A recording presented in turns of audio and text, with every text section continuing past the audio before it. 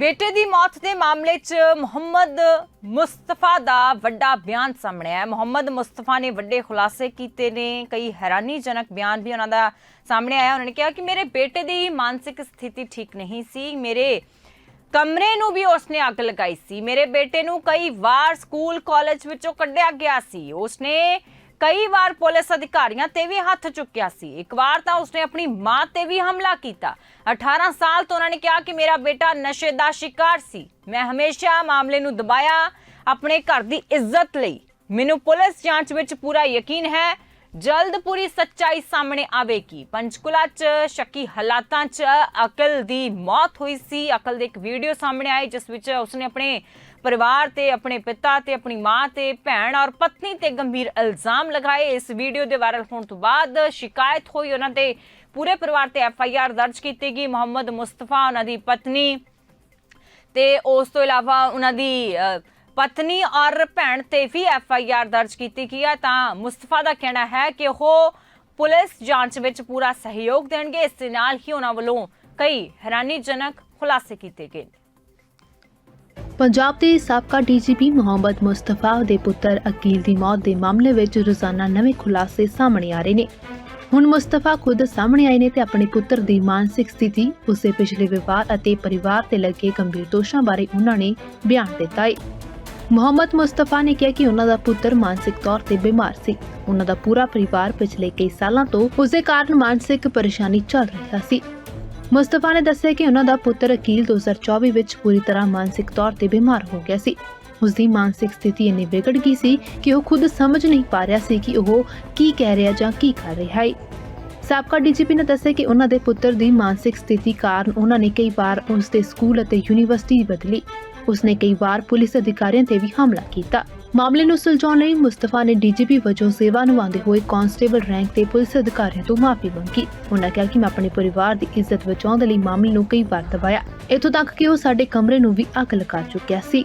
छोटे लोगों ने, गंदी सोच रखने वाले लोगों ने, मैं उनका मुकाबला करूंगा, मैं झूठ का मुकाबला करूंगा।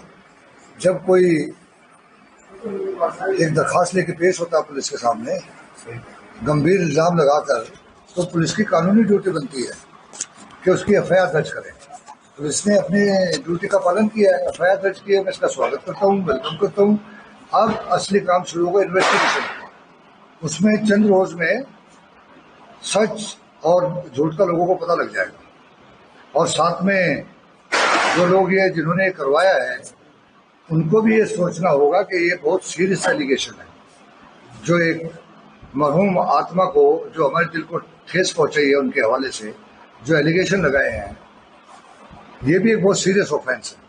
तो पुलिस देखेगी कि कानून का शिकंजा किस तरफ जाता है। तो दिन बता सकते हैं क्या कुछ हुआ था?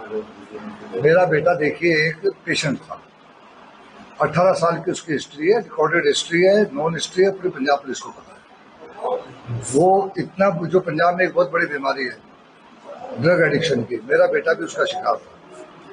उसी में चलते उसकी बहुत लंबी कहानी है, वो रिकॉर्डेड है, ड्रग डी एडिक्शन सेंटर वगैरह वगैरह वगैरह। उसमें वो लेता था बच्चा, कभी सेंटर के बाहर होता था, कभी अंदर होता था। अब ये ओवरडोज का केस मुझे लगता है, क्योंकि जिस दिन ये 14 को हम लोग दिल्ली से आए हैं,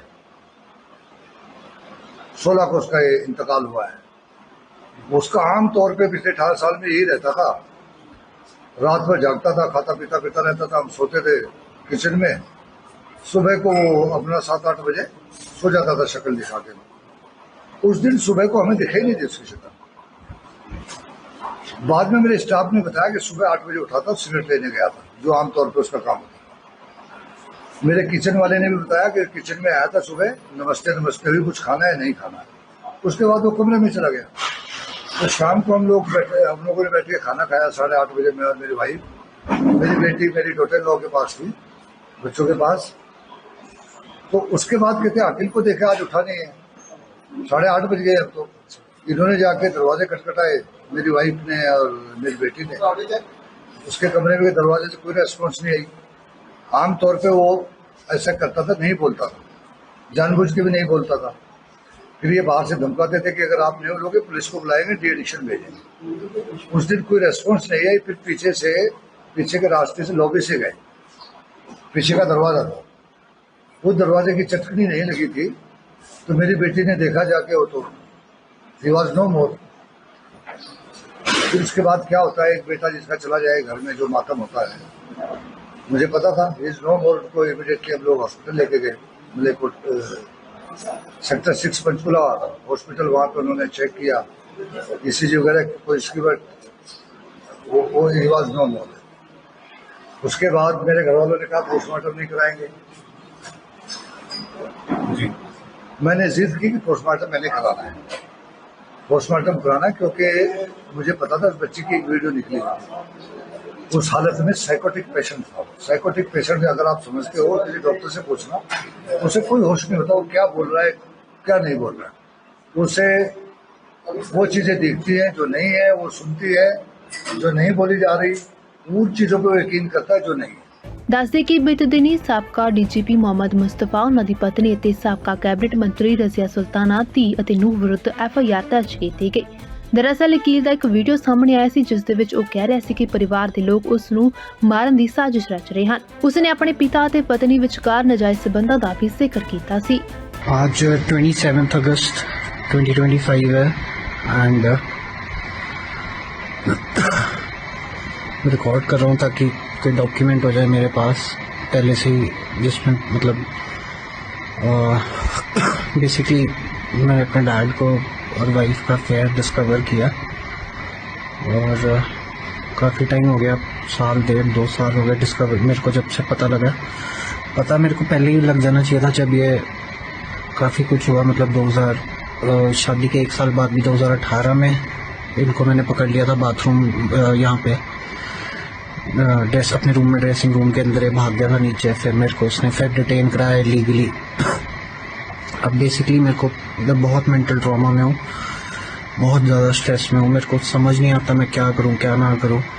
मेरे को हर रोज़ लगता है कि आज झूठा केस करेंगे, आज करेंगे। इन्होंने एक बार ऑलरेडी ट्राई कर चुके हैं और अब पता नहीं क्या कहानी अपनी घुसोड़ते रहते हैं कि तूने जहर दे दिया, ये कर दिया, वो कर दिया।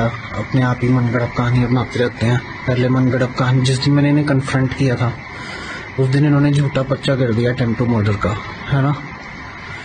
और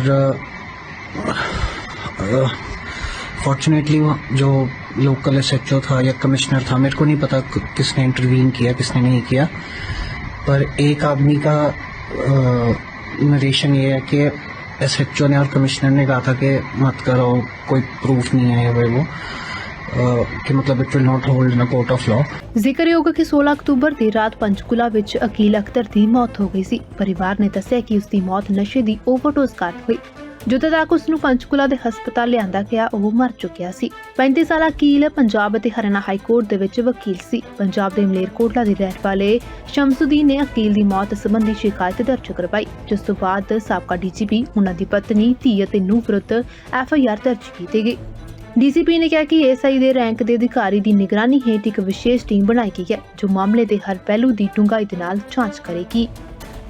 bureau report, prime Asia TV।